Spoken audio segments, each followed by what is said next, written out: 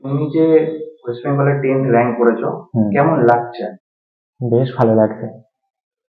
কেমন এক্সপেকটেশন রেখেছিলে তুমি? এক্সপেকটেশন অনেকটাই ছিল। এবারে 1 থেকে 10-এর মধ্যে র্যাঙ্ক করবো ভেবেছিলাম, কিন্তু যখন 8-7 র্যাঙ্কটা পড়লো তখন আর হালই ছেড়ে দিয়েছিলাম যে কিছু হবে নাকি। তাও শেষ পর্যন্ত দেখলাম যে হলো 10। কেমন লাগছে তোমার? অনেকটাই ভালো লাগছে। তুমি কেমন ভাবে পড়াশোনা করেছো? পড়াশোনা বলতে টেস্টের আগে রুটিন কেমন ছিল তোমার? রুটিন সেই অনুযায়ী মেপে চুপে কোনোদিনও পড়িনি। যখন যেটা পড়তে ভালো লাগতো সেটাই পড়তাম। আর টেস্টের পরে মোটামুটি আমি কখনোই রাত জেগে পড়তে ভালোবাসতাম না। ভোরবেলায় মোটামুটি 3টে সাড়ে 3টের সময় উঠতাম।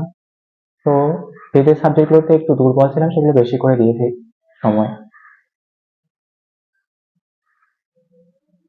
তোমার বাড়িতে সবাই খুশি? সবাই।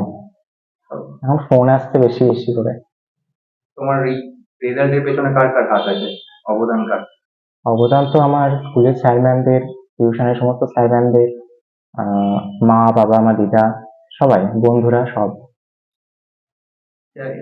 আজকে ইন্ডিয়া পাকিস্তানের যে একটা সকালে মানে ভোর রাতে যুদ্ধটা হয়েছে, হুম, তুমি দেখেছো খবরটা নিশ্চয়ই? দেখেছো? মোটামুটি একটু দেখেছিলাম।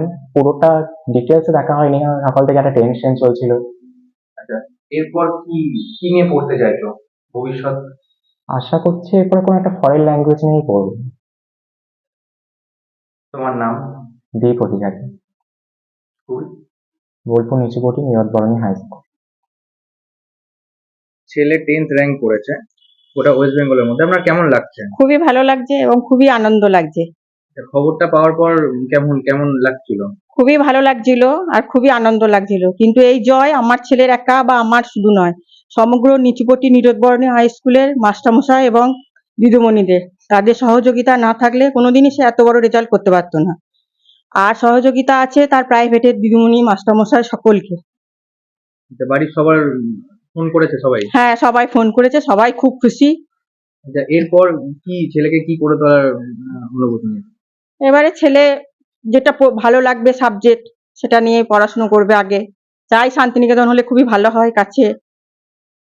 আপনার নাম? রুম্পা অধিকারী।